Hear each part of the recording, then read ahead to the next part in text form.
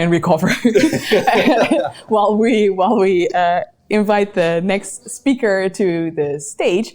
Because from GitHub Actions, we'll talk about containers in Kubernetes next. Wesley Hackman is going to join us. So containers and Kubernetes are this like shiny thing that developers are attracted to, and they all want to use. Because of YAML, of course. Obviously, which is also your fave thing in the world. Yes. And that often leads the ops department to deal with a platform that they're not too familiar with.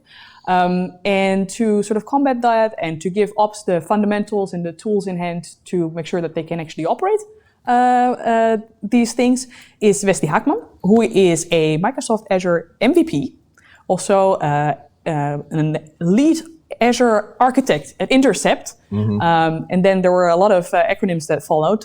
He's also a Microsoft certified trainer and also a certified information system security professional. Just rolls off the tongue. And you will give us the fundamentals, right, on containers and Kubernetes. So there you go. Whenever you're ready. I love your background. All right, thank you. Good morning. Thank you. Good morning, first of all. Thank you for having me. So my name is Wesley, lead Azure architect at Intercept, a bunch of certifications. Also, I'm definitely with you on the YAML thing. I have an ops background. YAML was never my thing, and it probably never will be, but we have to deal with it. So that's what we're doing. I feel like this is going to be a red thread to the day. Threads, get it? Yeah. Totally. Yeah, so what Wesley, please take it away before it gets any worse. So what I want to do today is not so much a deep tech demonstration. I want to take people with me on the story that I've experienced with customers, with people in the community on what we see with Kubernetes. So is it a developer-only thing? Is it an ops thing? Who's being left out? I do have a bunch of unpopular opinions, so warning beforehand. It's a content warning, this. Content warning, no developers, no ops were harmed during the making of this presentation, but I think it will make up for a good story, and just want to share my view on the world of Kubernetes with everyone. Cool. Awesome. Go ahead. Let me share my content. Drop the needle. No. No? No. There we go. So my slide screen was named or is named Help Our Developers Are Using Kubernetes. Why is that? Because that's what I see with a lot of organizations happening. People start using Kubernetes, then it goes into production, and then what? So where do you go from there? What are the problems you're going to face? And was there maybe a different way you could go about this?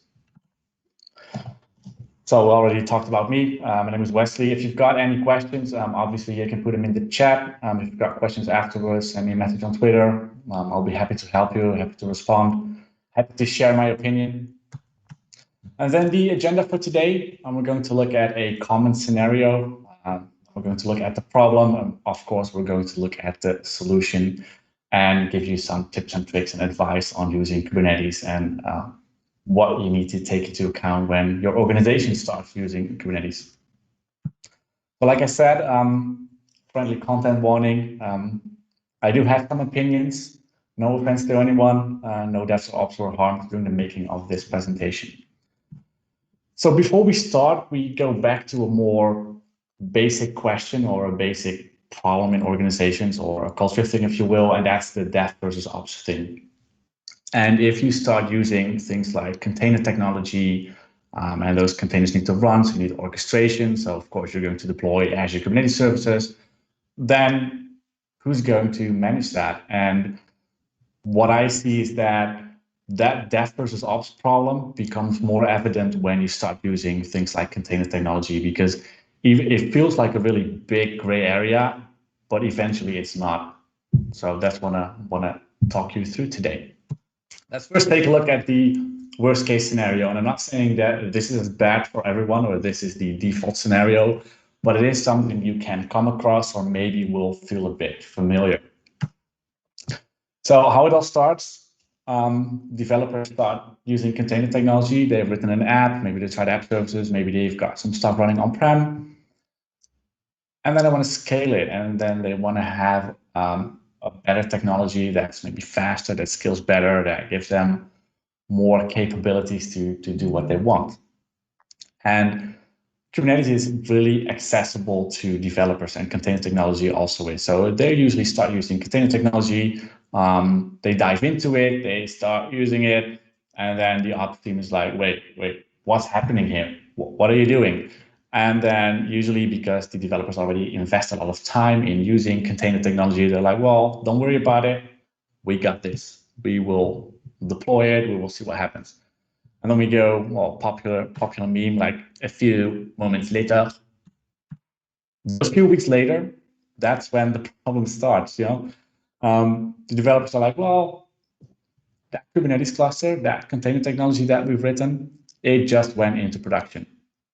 And that's where the dev versus ops becomes way more problematic. And there will be a challenge on aligning the teams, making sure that everyone knows what they're doing, but it was a developer-driven project, so they already built stuff and went to production, and that's when the problem begins. And that's really what we want to prevent. We want to make sure that everyone's a part of the team, everyone knows what they're doing, and everyone is going to invest time in learning the right technologies. And this is really not the fault of the developer or the operations team. This is management. You need to make sure you plan your stuff beforehand. Are we going to invest in that technology? Which teams do we need on board? Because we definitely don't want this to happen. And of course, in the end, everything will be resolved, but it's going to cause way too much pain than it could have been. So then it begins. And if we go back to dev and ops, developers, they build like the epic cars. They build the great cars, and then the ops team is responsible for building that road. It's smooth, and the cars can drive on that. So the ops, infrastructure management, scaling, deployments, and the developers just build that epic car.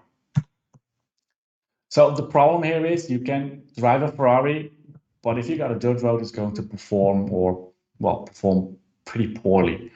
And it goes the other way around as well. You can build the Indianapolis Motor Speedway, but you need proper cars to drive it on. So that dev versus ops, if you go back to DevOps cultures, first of all, that shouldn't happen. You should have planned for that. But that's what we see happening with a lot of organizations, with a lot of people who start using Kubernetes. And that's also part of marketing. Kubernetes is largely marketed as something that's accessible to developers. It's easy to get started, and it definitely is, but not really for production. You need a team for that. You need to cooperate, you need to collaborate. And that's when the problems start. Like I said, it's accessible, it's effortless deployment. You can just next finish your Kubernetes deployment. If a developer or the development team has written their microservices, or maybe they wrote a monolithic application, but either way, they put it in a container or they put it into multiple containers. It's really easy for them to just go to the Azure portal, click on new Kubernetes cluster, and deploy it. And that's when some people are left out. So, like I said, it's largely developer driven. And initially, that's my experience. I've got an ops background. My initial experience was Kubernetes feels more like development than it does ops. But that's definitely not true. That's something I learned the hard way. I learned it along the way. But what you see is, by extension, that AKS is usually deployed by the people also driving the container adoption. So that's usually the development team. And then what happens, and that's what that meme and that picture came from, is that the ops team are usually confronted with something that happened to them. So, all right, here's Kubernetes, we're going to production. Good luck with that.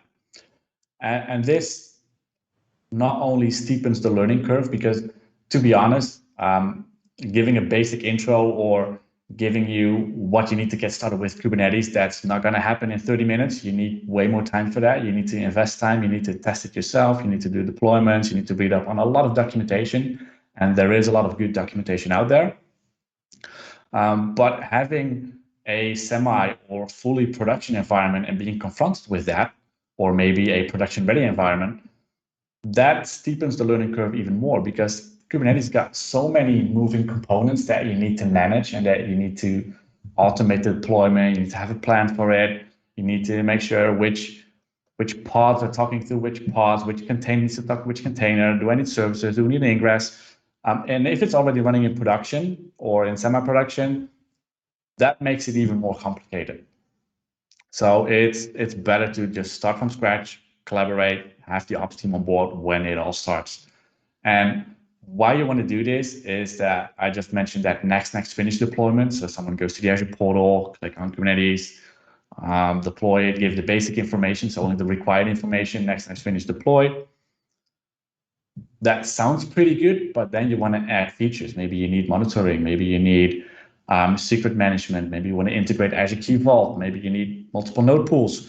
And for a lot of stuff, you can do that on the fly, but some changes require cluster redeployments. And that's definitely not something you want to do if your customers are all already using Kubernetes or using your solution that runs on Kubernetes.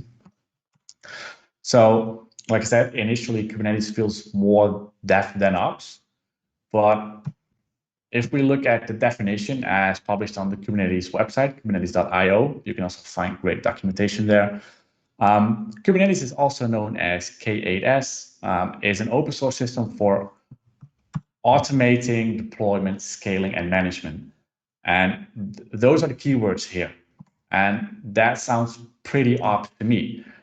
But the thing here is, and then we go back to that whole YAML discussion, so that's where I'm definitely with you.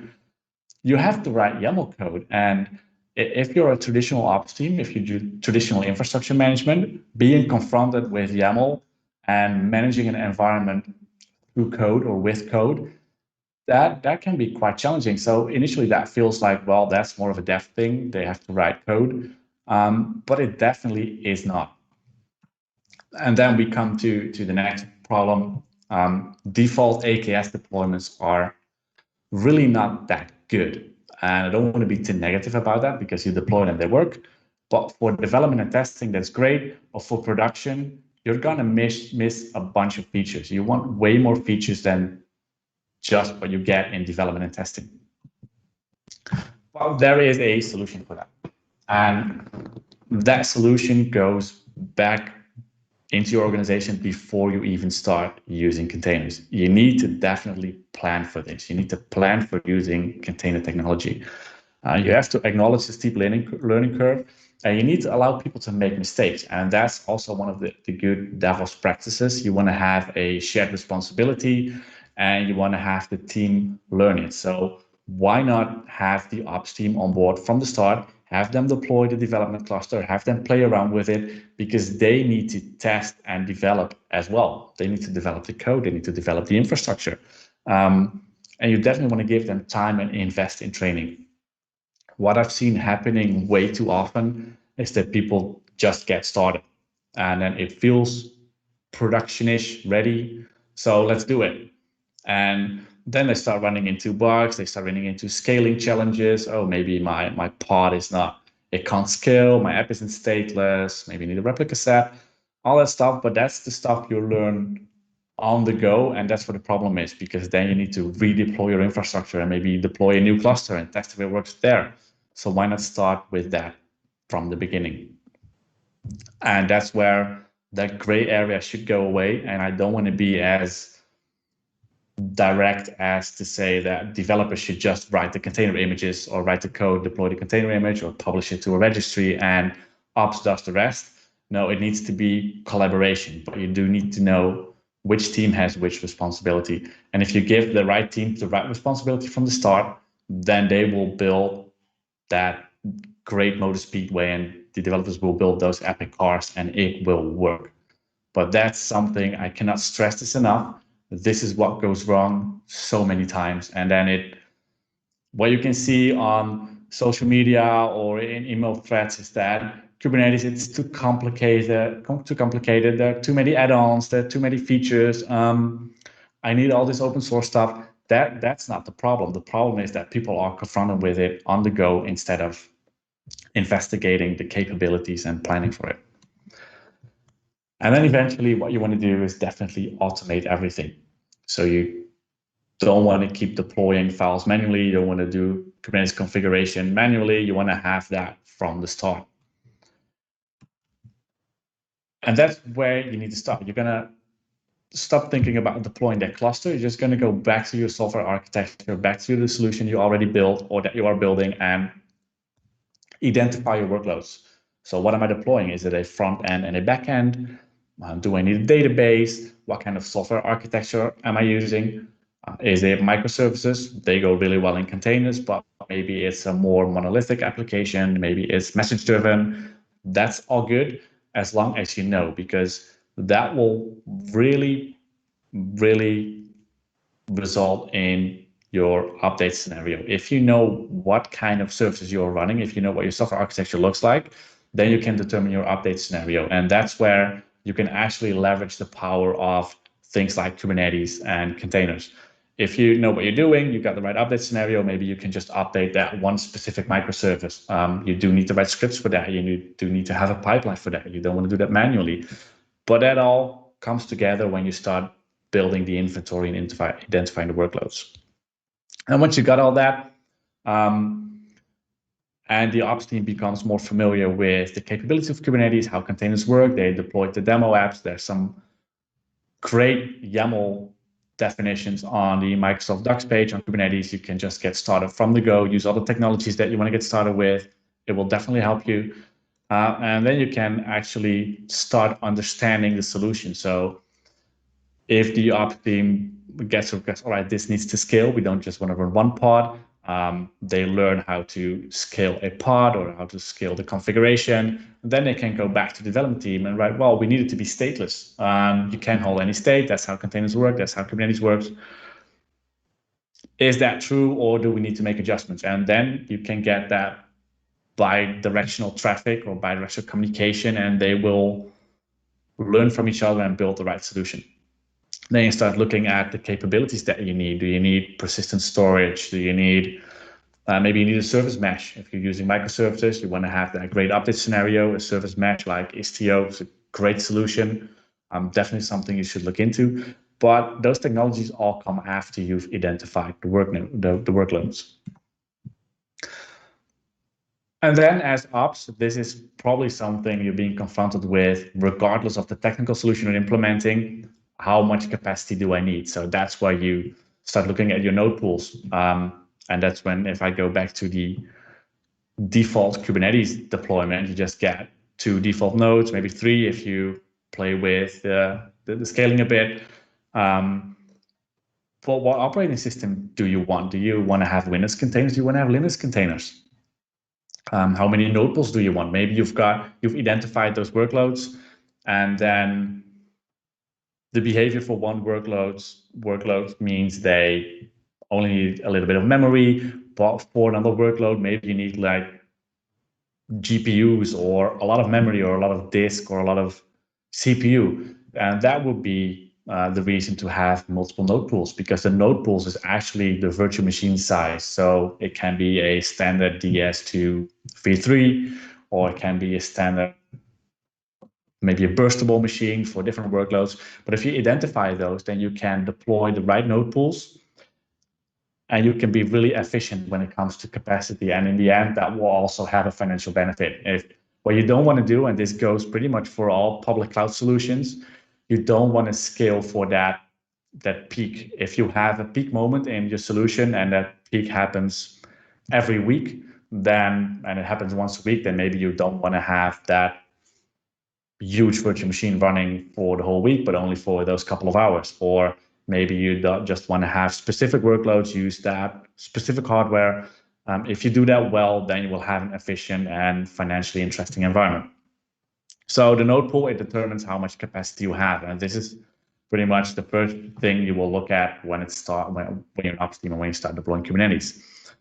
So node pools can be Windows, can be Linux. Good to know is that you always have one Linux node pool. The Kube system, the system management, that runs on a Linux node pool.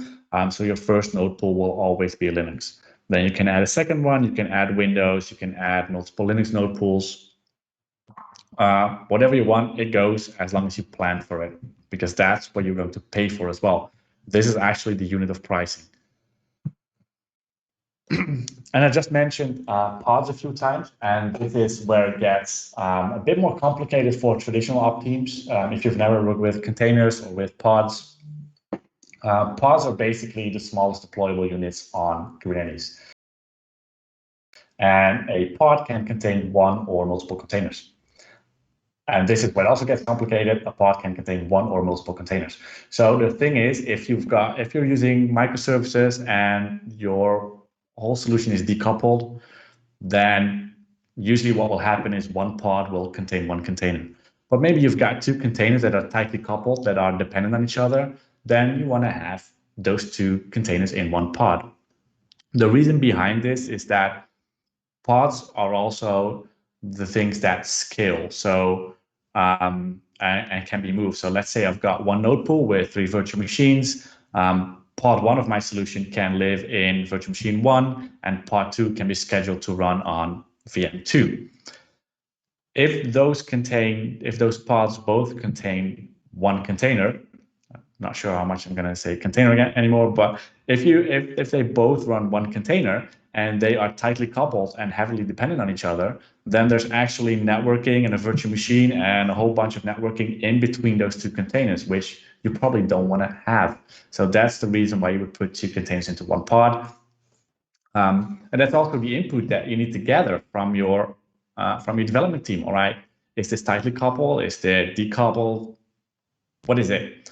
The thing with pods also is that they scale. So if your app is stateless, which I would highly recommend, if you've got one pod running and it needs to scale because you've got a lot of customers accessing it at this specific point in time, then you can scale up. And if you want to run 100 pods, then you can do that. And then you just have 100 pods or 100 instances of your app running on Kubernetes. How you can manage that, we'll come to that in a bit. But be aware that pods are like the lowest or the smallest deployable unit on Kubernetes. Everything is about the pods. So what is all that? And like I said, I'm not going to talk about everything you need to know about Kubernetes. I just want to help you get started, have you in the right mindset, and help you get started with deploying that first cluster. So what do you need to know about when you start talking with your development team or with your organization? What Ingress controller do you need? What Ingress resources do you need? What services do you need? And what pods do you need? There's a whole world outside of these 4 subjects, but this is what you really need to figure out before you start deploying. So how does that work? And when I started with Kubernetes, this was like a black box to me. It was so annoying to understand. And then I started testing with it and I started mapping it to my traditional infrastructure knowledge. And that's where it became a bit easier, but you will read about Ingress, you'll read about services, and you will read about pods. And let's start with that pod. So on the bottom here, we have those pods, so those smallest deployable units. They run on a node. And then you can see a service on top of that. And these pods, let's say this is one, let's say that this is one version of your app. So this pod is scaled to a replica of 3. So there's 3 pods servicing the same app. So let's assume that these are stateless. And then you have the service. And that service, we could call that a load balancer. It's way more than that, but let's call it a load balance or the dependable endpoint for your pods. So nobody's talking directly to the pods, they're talking to the service. And then we have an ingress. And well, before we go to the ingress, a service can also have a public IP. So if I want to skip that whole ingress part, I can have a pod and I can have a service, and that service will have an IP address, an external IP address, and it will provision a configuration on the load balancer in Azure if you're using Azure Kubernetes, and then your pods will be accessible over the IP address of that service. But a service doesn't necessarily have all the security features that you want. Maybe you want to do TLS termination, maybe you want to do host header recognition, maybe you want to do a bunch of stuff before the traffic even hits your pod. That's when you need an ingress. So that ingress consists of two parts. We have an ingress controller and we have ingress resources. And this is where it became complicated to me, because I just thought, well, I need an ingress, and that ingress will forward traffic to my servers and it will go to the pods and it will work. That's where I was wrong. So what the ingress does, and let's start with the ingress controller, I always try to explain it as this is like your firewall or router. Maybe not a firewall, maybe a router. So at home you have a router. If you have a corporate network, you have a router. And that's the piece of hardware that you need to allow access or make access available to your environment. So we have that router, the Ingress controller, and that comes in a bunch of versions. You can, depending on what hardware you buy or what Ingress controller you select, that will also determine the capabilities that you have. Something we come across a lot is Nginx as an Ingress controller with a community maintained image. We can use Azure Application Gateway as an ingress. If you're doing service mesh, maybe you want to use Istio as your ingress. There are a lot of ingresses out there. I will post a link in chat later because there's a really good document out there that will show you this is what Ingress XYZ can do. This is what Ingress B will do. And then you can select the right technology for your solution. So you've selected the right Ingress controller. Let's say we did Azure Application Gateway, and then what Azure Kubernetes will do is deploy an Azure Application Gateway to your Azure environment. And then we have those Ingress resources, and those are really the important ones when you start configuring traffic from your Ingress to your service and then to your pods. Because the Ingress resources are basically like the routes. So I've got the router set up, I've got that piece of hardware, the Ingress controller, and then I'm going to configure rules. I want to configure routes, and that route table, that route configuration, that's what you could see as Ingress resources. And that Ingress resource will say, I've got this host name, so you can listen to aks.cloudadventures.org, and it will redirect, it will do TLS termination, it will give you the certificate, it will do the termination, and then it will forward traffic to the service in the backend, which will be this service, and then the pods will service their app. So those four components pretty much determine if your solution will work, yes or no. There are also other ways to do it, but in its very basic form, this is what you need to get your application up and running. And if you then go back to that problem where a team already deployed an AKS environment, is where you see, oh, they published it directly through services. They didn't use any ingress, so the server is just an IP address, and they map some DNS to it, and that accesses the pod. But then you don't have your TLS termination, you don't have TLS at all, you don't have the right routing, you're not able to implement additional security. So that's something I really want to stress. Get this into your head, these four components, understand how they work, and then you go look into different technologies. Then you go look at how do I want my stuff to scale? How do I want to use namespaces? How do I want to use event-driven scaling? All those technologies come after you understand this.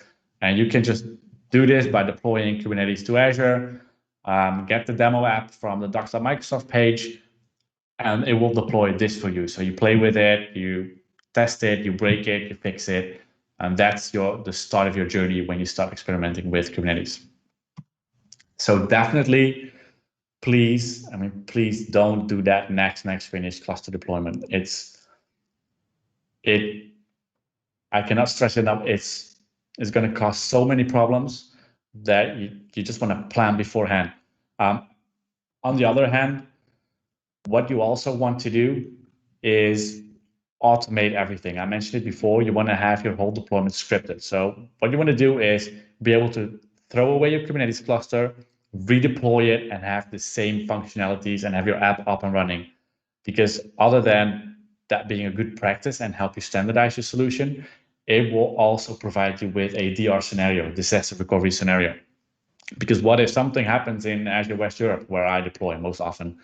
and you want to deploy to North Europe, or maybe you've got a customer in East US that needs their Kubernetes cluster to run there because of compliance reasons, then you can just redeploy the cluster to a different environment. And all you need to worry about is replicating your data. All the other stuff, the configuration Kubernetes, the deployment of the pods, your container images, that should be scripted. And with the push of a button, you should be able to deploy it. And that sounds like a lot of work, and it definitely is, but it will save you so much time when you actually need it. So first things first, you definitely want to learn how to write deployments in YAML. It is hard, but then again, it also isn't that hard. I've got a little example here. YAML. So what I have here is basically that configuration that I just showed about that Ingress service pods. And you can see that it is a lot of code, and actually is 3 different deployments or 3 different definitions here, separated by the dashes. And what I've got is I've got an app, and that app, or that I've got a deployment. It's called ASP.NET app. It's exactly the same as the example that you get from Microsoft. I label it, and then I'm saying, hey, this deployment contains one container. It's named ASP.NET image, or that's the name of it. And then this is where you can grab the image from. So it will pull that image from that public repository, and it will make it available on port 80. So this is the pod, that lowest deployable unit. Then we have a service, and this is like the load balancer. And this will deploy that service. And what it will do, I will get to the labels in a bit, but what you can see here is that I've labeled this deployment ASP.NET app. And here that service will look at ASP.NET app. Why is that important? If we go back to the picture, I can run one or multiple pods. So how does the service know which pods it can access? Which pods can I access for that specific application? And that's what I'm actually telling the service here. So you can, if someone calls you their service, you can forward the traffic to the pods with the label ASP.NET app. So if we go from bottom up, we've got the pod, we've got the service, and then we've got the ingress. And the ingress control is not something you define in your deployment. This is just the ingress rule. So this can be your routing rule. And what you can see here is we've got demo aks1.cloudadventures.org. If you just open a new tab, it will probably work. I think I've deployed it correctly. It will listen on path /, so the default path, the root, and it will forward traffic to the ASP.NET service. So this is about 84 rules, 84 lines, and this will deploy 4 different domains and then forward traffic to the ASP.NET service. So what's happening is I'm going to demo aks.cloudadventures.org. The control says, oh, I got that. I've got some rules for that. That means you need to connect to that service, and that service will publish those pods. So that ingress is not even talking to those pods. It's just talking to the service that's forwarding traffic. So if I decide to change pods or scale it back down, scale it up, introduce new pods, maybe with a different version, different label, that's all right, as long as I make sure that the service is talking to the right pods with the right labels. So stuff, I think we're already coming up on time, but stuff you probably want to set up. These are just some best practices that you're missing out on if you do the next finish deployment, and some things do require a redeployment. Deploy your cluster with managed identity enabled. If you do Azure Kubernetes Services, you probably want to use or leverage additional Azure services, use managed identity. Also enable Azure Active Directory authentication. By default, that's not enabled. So what's happening is that if someone's got the kubeconfig file, then they can access your cluster. What you actually want to do is enable Azure AD authentication. There will be a group in Azure AD, and if you're a member of that group, then you can access the cluster. Then what you also want to do is enable Azure Monitor.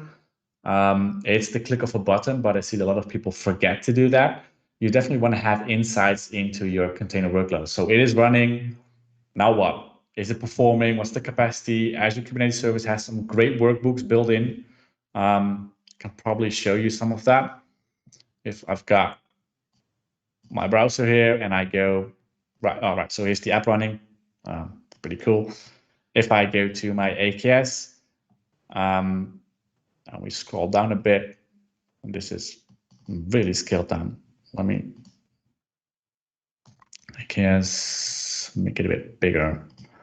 What you can see here is that Azure AD integration is enabled.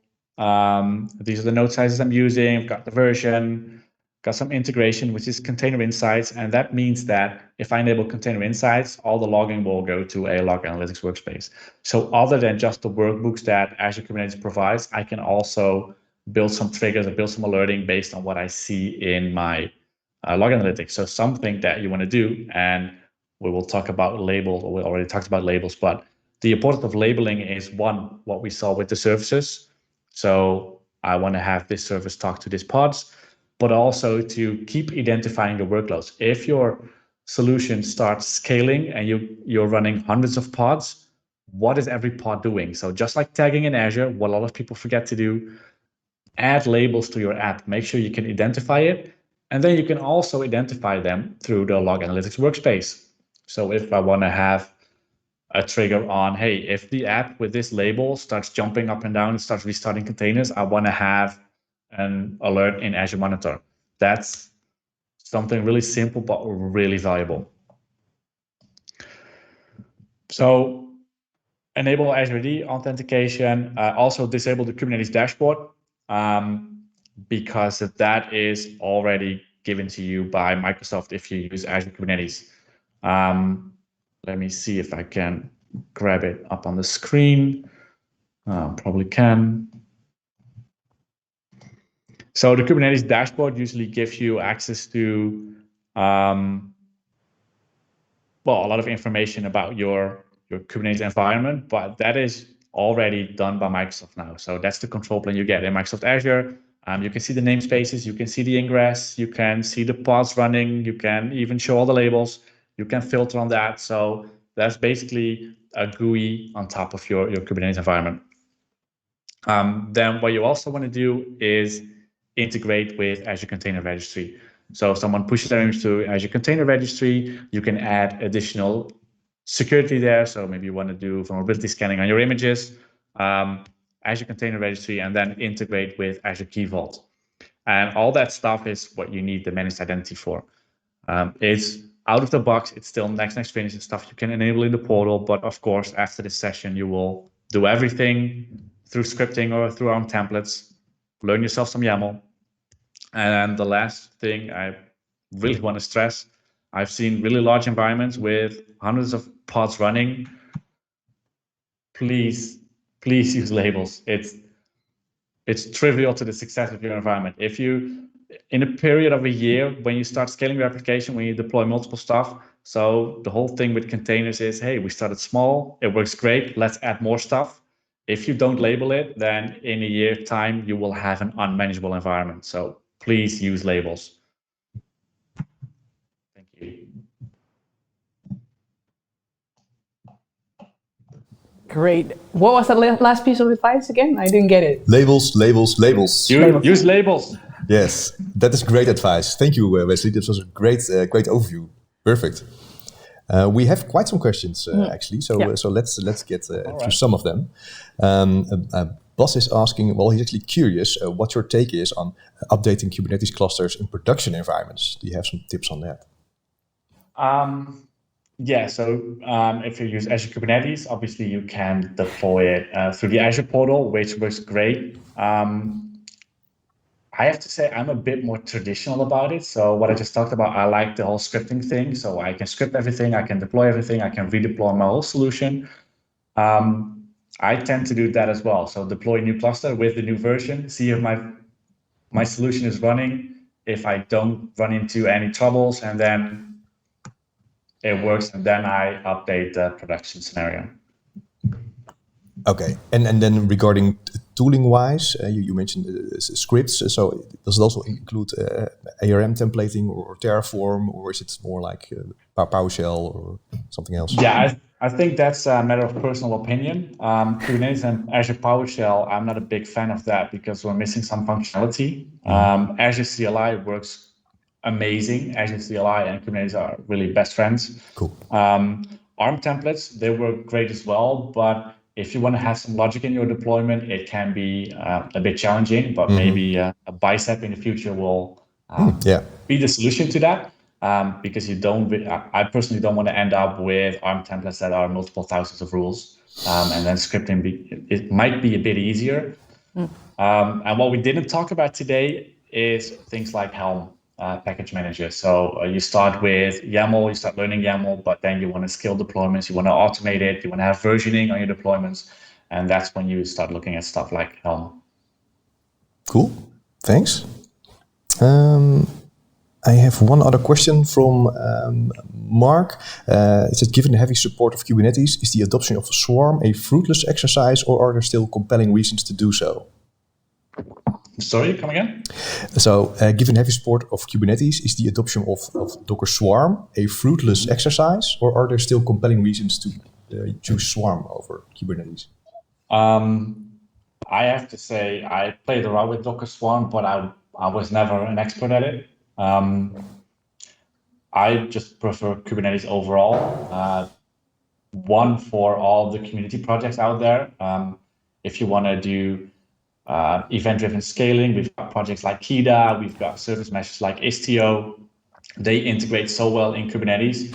Just from a feature perspective, I prefer Kubernetes. I'm not saying there's anything wrong with Docker Swarm. I just never really got into the nitty and gritty of it. Okay. Sure. Nitty gritty. Did you get it? Ooh, I like that reference. Thank you. You had one more question for? About that, yeah. I definitely had a question.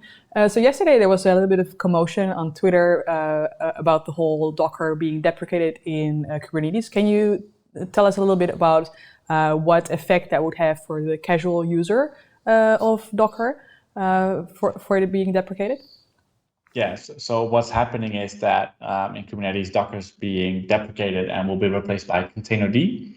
That caused a lot of commotion. It's not necessarily bad. It's not a bad thing that's happening. It, in my opinion, will be more efficient. But I don't think people should be scared. It's something you can test. I think for a lot of scenarios, it will work out of the box without any problems. I think what was less fortunate is the deprecation warning, and some people on Twitter explained it really well, but a lot of organizations standardized on using Docker containers or Docker technology. So I think it was a bit of a shock when people read that, and maybe that could have been communicated a bit more carefully. But well, that happens in IT. But I don't see a lot of problems coming from that. Well, there will definitely be scenarios where it will be a problem, but I'm sure that people can resolve that. I'm not too worried about it. Communication is hard, I'd say. It is. Do we have time for one more question? Think maybe, yes? A quick one. Quick one. Okay. For a beginner user, would you say rather go for a managed Kubernetes service, or would you go for Kubernetes proper? If you really want to learn Kubernetes and you're looking to do the certification, it will definitely be a good thing to deploy from scratch. And I'm not saying use the deployment scripts that are provided, just really understand the technology behind it, learn how to set up the API, the etcd, the controller. Not because that's what you will do in production, but that will definitely help you understand how what's going on. Kubernetes mechanics work. Yeah. Awesome. Thank you very much. You're welcome. Thank you for having me. Have a great rest of your day.